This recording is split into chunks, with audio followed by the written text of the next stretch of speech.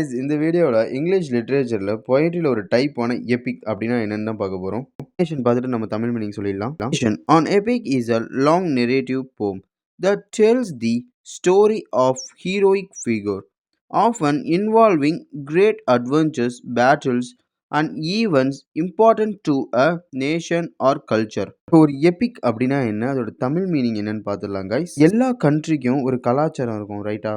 Important ஒரு சுவாரஸ்யமான ஒரு போர் வார்லாம் நடந்திருக்கும்ல அவரோட கல்ச்சர்ல.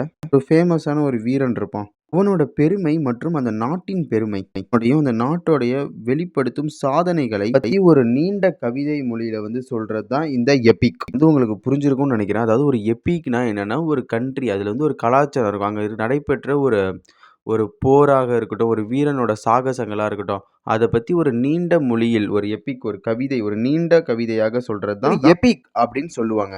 அப்படிப்பட்ட எபிக்கை எந்த எழுத்தாளர்கள்லாம் எழுதியிருக்காங்க, அந்த ஒர்க்கோட பேரு, அதோடைய அந்த படைப்பு பெயர்கள்லாம் என்னன்னு பார்த்துடலாம். எக்ஸாம்பிள் பார்த்துடலாங்க. ஃபர்ஸ்ட் ஒன் வந்து ஹோமர். ஹோமர் அதோடைய எபிக் உடைய பொயட்ரி எது ஃபேமஸா இருக்குன்னா, இலியட், ஒடிசி, இது ரெண்டும் தான் ஹோமர்ல வந்து ரொம்ப ஃபேமஸா இருக்கு. அடுத்து பார்த்தீங்கன்னா வெர்ஜில், அவருடைய அனைடு, அப்புறம் இந்த ஜார்ஜிஸ் அப்படின்ற இந்த 2 ஒர்க்கு வந்து ஒரு பெரிய எபிக்கா பார்க்கப்படுது.